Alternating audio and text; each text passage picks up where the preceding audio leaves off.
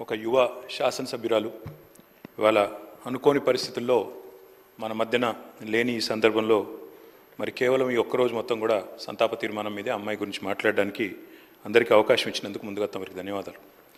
అధ్యక్ష, నిజంగా కూడా కొన్ని సందర్భాలు దిగ్భ్రాంతిని కలిగిస్తాయి అధ్యక్ష. ఇవాళ జ్ఞాని సాయన్న గారు ఇప్పుడే ముఖ్యమంత్రి గారు చెప్పినట్టు ఒక సీనియర్ శాసనసభ్యుడు, 5 సార్లు గెలిచిన మంచి వ్యక్తి, మృదు స్వభావి, ఎప్పుడు ఎక్కడ ఎవరిని కలిసినా ఏ పార్టీలో ఉన్నా ఒక అజాత శత్రువుగా మంచి పేరు తెచ్చుకున్న వ్యక్తి జ్ఞాని సాయన్న గారు అధ్యక్ష. గతంలో పెద్దలు కేసీఆర్ గారి నాయకత్వంలో సాయన్న గారు, మేము అందరం కూడా కలిసికట్టుగా నగరాభివృద్ధికి ఎన్నో రకాలుగా కంటోన్మెంట్ కానీ తర్వాత నగరంలోని వివిధ ప్రాంతాలకు సంబంధించి కానీ చాలా కమిట్మెంట్తో పనిచేసిన నాయకుడు సాయన్న గారు అధ్యక్ష.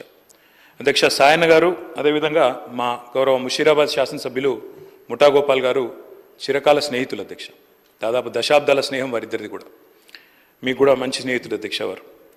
నాకు బాగా గుర్తున్న సందర్భం అధ్యక్ష, 2015వ సంవత్సరం ఆనాడు జిహెచ్ఎంసీ ఎలక్షన్స్ వచ్చినప్పుడు సాయన్న గారు కోరిన ఒకే ఒక్క కోరిక, నేను కవాడిగూడ నుండి లాస్యానందిత గారిని నేను కార్పొరేటర్గా చూడాలనుకుంటా ఉన్నాను, మా మిత్రుడు గోపాల్ గారు కూడా పూర్తిగా మద్దతుగా ఉన్నారని చెప్పి మొదటిసారి ఆ రోజు వచ్చి అడిగితే కేసీఆర్ గారు కాదనకుండా వెంటనే అమ్మాయికి ఒక మంచి భవిష్యత్తున్న నాయకురాలు, మంచి యంగ్ లీడర్గా బాగా చదువుకున్న అమ్మాయి, మంచి అవకాశం ఇవ్వాలన్న ఉద్దేశంతో ఆనాడు కవాడిగూడ నుంచి కార్పొరేటర్గా గెలిపించుకోవడం జరిగింది అధ్యక్ష. కానీ నిజంగా కొన్ని సందర్భాలు ఎట్లా ఉంటాయి అధ్యక్ష అంటే, ఇప్పుడు సాయన్న గారి కుటుంబాన్ని చూస్తూ ఉంటే విధి నిజంగానే వారి మీద పగబట్టిందేమో అన్నంత తీవ్రంగా ఒకే ఒక్క సంవత్సరంలో మరి అటు సాయన్న గారు దుర్మరణం పాలు కావడం, ఆ తర్వాత అనుకోని మరి మమ్మల్ని అందరినీ కూడా విస్మయపరుస్తూ దిగ్భ్రాంతికి గురి చేస్తూ లాస్యానందిత గారు కూడా ఈ రోడ్ యాక్సిడెంట్లో చనిపోవడం, ఇవన్నీ కూడా అత్యంత ఆవేదన కలిగించే అంశాలు అధ్యక్ష. ఒకటే ఏడాది లోపల అటు తండ్రి ఇటు కూతురు చనిపోవడం అంటే ఆ కుటుంబంలో ఎంత విషాదం ఉంటుందో మనం ఊహించవచ్చు అధ్యక్ష. కానీ చాలా చురుకైన అమ్మాయి అధ్యక్ష. ఆనాడు కార్పొరేటర్గా జిహెచ్ఎంసీలో పనిచేసిన, తదనంతరం సాయన్న గారు కొంత ఆరోగ్యం బాగలేకుండా అధ్యక్ష, బాగా డయాబెటీస్ ఎక్కువై చివరికి లెగ్ యాంపిటేట్ చేయాల్సిన పరిస్థితి వచ్చినప్పుడు కూడా ఒకవైపు నందిత, మరొక వైపు నివేదిత, ఇద్దరు అమ్మాయిలు పాపం ఆయనతో ఎల్లవేళలా ఎక్కడికి ఏదైనా మీటింగ్కి వచ్చినా, ఆఫీస్కి పోయినా, మంత్రులను కలిసేదున్నా లేదా అధికారులను కలిసేదున్నా ఇద్దరు అమ్మాయిలు కుడి భుజం ఎడమ భుజం మాదిరిగా ఆయనకి రెండు వైపులా ఉండి తీసుకొని పోయేవాళ్ళు అధ్యక్ష. మా దగ్గర కూడా చాలాసార్లు ముగ్గురు కలిసే వచ్చేది.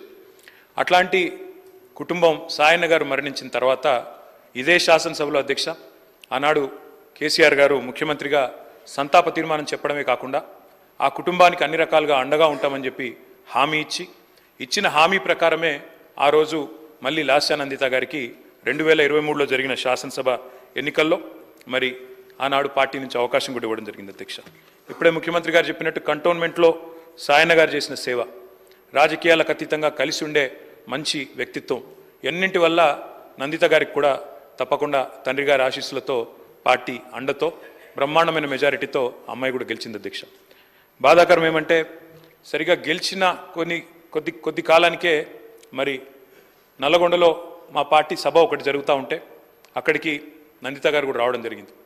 ఆ రోజు కూడా రోడ్ యాక్సిడెంట్ అయింది. తన కారుకి పూర్తి స్థాయిలో ధ్వంసమై అమ్మాయి స్వల్ప గాయాలతో బయటపడ్డా కూడా మరి చాలా ఇబ్బంది పడ్డది అధ్యక్ష. చాలా మనోవేదనకు కూడా గురైంది.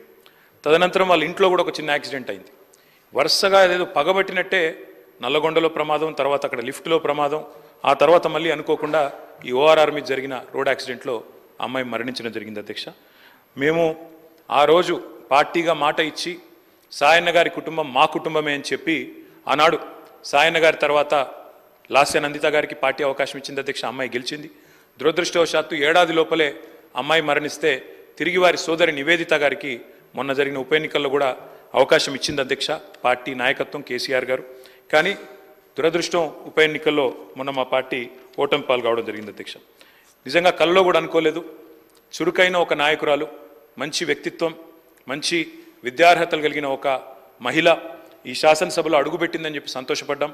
భవిష్యత్తు ఉజ్వలంగా ఉంటుంది అమ్మాయికి అని చెప్పి ఆశించినాం. కానీ ఇదే సభలో ఆమె అడుగుపెట్టిన కొద్ది కాలానికే సంతాప తీర్మానం మీద మాట్లాడాల్సి వస్తుందనే ఆవేదన మాత్రం మా సభ్యులందరికీ ఉంది అధ్యక్ష. వారందరి మనోవేదన, ముఖ్యంగా మా గోపాలన్న గురించి అయితే ఆయన ఎంత బాధపడ్డారో నేను కళ్ళారా చూసిన అధ్యక్ష. అందుకే ఇలాంటి క్లిష్ట పరిస్థితుల్లో సాయన్న గారి మరణం తర్వాత మేమందరం కూడా ఆ కుటుంబానికి అండగా నిలబడాలని పార్టీగా నిర్ణయం తీసుకున్నాం. తర్వాత నందిత గారు, తర్వాత ఇప్పుడు నివేదిత గారు, వారి కుటుంబానికి ఈరోజు అయితే కాదు అధ్యక్ష, భవిష్యత్తులో కూడా సంపూర్ణంగా అండగా ఉంటాం. ఈ సంతాప తీర్మానాన్ని పూర్తిగా బలపరుస్తూ ఆ కుటుంబానికి మనోధైర్యం భగవంతుడు ప్రసాదించాలని, లాస్యా నందిత గారి ఆత్మకు శాంతి చేకూరాలని ప్రార్థిస్తా ఉన్నాం అధ్యక్ష. జిల్లా మినిస్టర్